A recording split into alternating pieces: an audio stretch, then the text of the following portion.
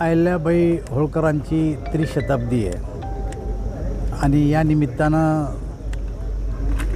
केवळ महाराष्ट्रात नाही तर देशभर अहिल्याबाई होळकरांचं कार्य होतं. त्या काळात ज्या ज्या ठिकाणी हिंदू देवदेवतांची विटंबना झाली ते मंदिरं उभे करण्याचं काम त्यांनी देशभर केलेलं आहे. मग पिण्याच्या पाण्याची व्यवस्था असू द्या, नवीन मंदिर बांधकाम असू द्या, जुन्या काळामध्ये जे मंदिरं उद्ध्वस्त केले गेले त्याचं पुनर्बांधणी करणं असू द्या. आणि त्यामुळं देशभर त्यांची एक प्रतिमा आहे.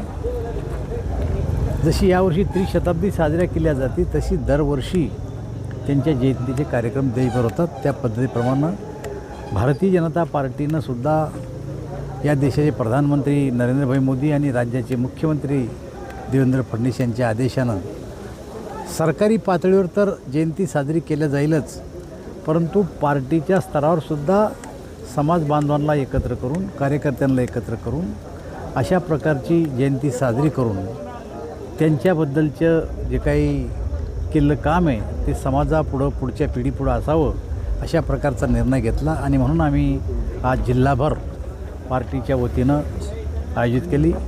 आज सकाळी जालना महानगरामध्ये आम्ही मॅरेथॉन स्पर्धा घेतली. त्यानंतर मी आत्ता कलेक्टर ऑफिसला जाऊन अहिल्याबाई होळकरांच्या पुतळ्याला पुष्पार्पण केलं आणि आत्ता आमची रॅलीमध्ये सहभागी झालो.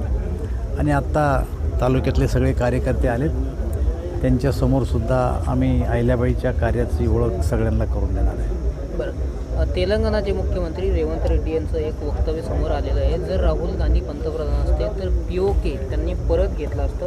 मोदीजी हे बंदी घातलेल्या 1000 नोटीसारखे असं ते म्हणतात. आता असं आहे की 2014च्या अगोदर आणि अटलजी जर सोडले तर 1947पासून तर आत्तापर्यंत राहुल गांधी असू द्या, राहुल गांधीचे वडील असू द्या, राहुल गांधीच्या आजी असू द्या की राहुल गांधीचे आजोबा असू द्या, हेच तर प्रधानमंत्री आहे ना. POK ताब्यात घ्यायला काय पंडित नेऊन राहुल गांधी माझा नातू जन्माला येईन आणि मग मी POK ताब्यात घेईल तो अशी वाट थोडी पाहिली. मुळामध्ये POK हा त्यांच्या ताब्यात गेलंच कसं याची हिस्ट्री मोठी लंबी आहे. ज्या टायमाला राजा हरिसिंग जम्मू काश्मीरचे त्यांनी आपल्याला मदत मागितली, तीच मदत जर वेळेच्या आधी दिली असती, जे कबाली पाकिस्तानचे कबाली ज्यांनी त्या ठिकाणी चाल करून POK ताब्यात घेतला, त्या टायमाला जर क्विक ॲक्शन झाली असती तर मला असं वाटतं हा POK त्यांच्या ताब्यात गेलाच नसता. ही चूक मुळात काँग्रेसची आहे. आता जी त्यांच्या हाताने चूक झाली ती जर त्यांना सुधारायची तर अनेक वेळेस त्यांचं सरकार आले, ते सुधारू शकले नाही. त्यामुळे त्यांचं हे जे बोलणं आहे ते केवळ राजकीय हेतूनं प्रेरित होऊन झालेलं आहे. बरं, काल कृषी मंत्र्याचं एक वादग्रस्त वक्तव्य समोर आलेलं आहे. ढेकळाचे पंचनामे करायचे का? त्यानंतर पुन्हा एक आज वक्तव्य समोर आलं की कृषी मंत्री म्हणजे वसाडगावची पाटील की अजितदादांनी हे मला मंत्रीपद दिलेले असं माणिकराव कोकाटे आज पुन्हा एकदा बोलले. आता असं आहे की राजकारणामध्ये जोपर्यंत कृषी मंत्री काय बोलले हे प्रत्यक्षात मी ऐकणार नाही किंवा पाहणार नाही तोपर्यंत त्यांच्या बोलण्यावर प्रतिक्रिया देणं योग्य नाही. बरं, संजय राऊतांनी असं म्हटलेलं आहे की दोन्ही पवार कुटुंब एकत्र येण्यासाठी प्रफुल्ल पटेल आणि सुनील तटकरे यांचाच विरोध आहे असा मोठा दावा संजय राऊतांनी केला. तो त्यांच्या पक्षांतर्गत विषय आहे आणि ती महाविकास आघाडी आहे, ही कधीच बिघडी झाली त्यांच्यात. आता प्रश्न राहिला की कोण कोणात जातो आणि कोण कुठं बसतो हे त्यांचं त्यांनी ठरवावं. पण कार्यकर्ते मात्र त्यांचे बेचैन आहेत. आम्ही एकत्र येऊ शकतो हे सांगणं म्हणजे कार्यकर्त्याला दुसऱ्या पक्षात न जाऊ देण्यासाठी, थांबवण्यासाठी केलेलं वक्तव्य आहे.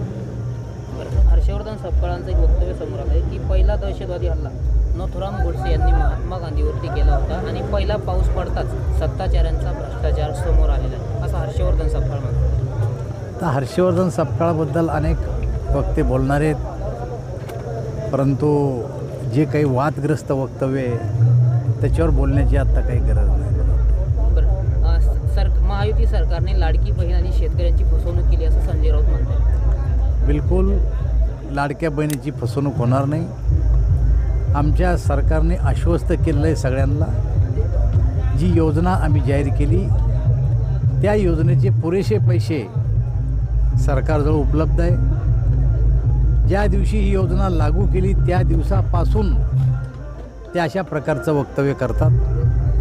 पण आत्तापर्यंत एकही हप्ता लाडक्या बहिणीचा रोखला नाही आणि पुढच्या काळात रोखला असं मला स्वतःला वाटत नाही. कारण सरकारनं दिलेलं आश्वासन आहे. आमचं सरकार योग्य दिशेनं पाऊल टाकतं आहे आणि कुठल्याही प्रकारचे पैसे थांबू देणार नाही, ही गोष्ट खरी. बरं, जयंत पाटील यांच्या भाजपमध्ये येण्याच्या चर्चा सध्या सुरू झालेल्या आहेत. तुम्ही एक राज्याचे नेते म्हणून तुम्हाला काय वाटते याचं? मला असं वाटतं की आमच्या पक्षात जर कोणी येत असेल तर आम्ही त्याचं स्वागत करू. बरं दादा, आता आगामी निवडणुका कार्यकर्त्यांच्या येणाऱ्या निवडणुका हे कार्यकर्त्याच्या येणाऱ्या निवडणुकीमध्ये भारतीय जनता पार्टीचा पक्ष आदेश देईल तसं आम्ही करू. काय तयारी चालू आहे? तयारी चालू आहे. आता पक्षाची तयारी काय एका दिवसात थोडी होत असते. ज्या वेळेस आमची पहिली निवडणूक संपत्ती तेव्हा दुसऱ्या निवडणुकीची तयारी सुरू होत असते आमची. त्यामुळे विशेष अशी तयारी करण्याची गरज नाही. बळावर काही नाही. बरं, पक्ष आदेश देईल ते आम्ही पाळू. विदर्भात 11 जिल्ह्यामध्ये स्वबळावर राष्ट्रवादी अजित पवारांची लढणार आहे असं प्रफुल्ल पटेलांनी सांगितलं. तो त्यांचा पक्षांतर्गत प्रश्न ना, त्यांच्या प्रश्नाचं उत्तर मी कसं देऊ.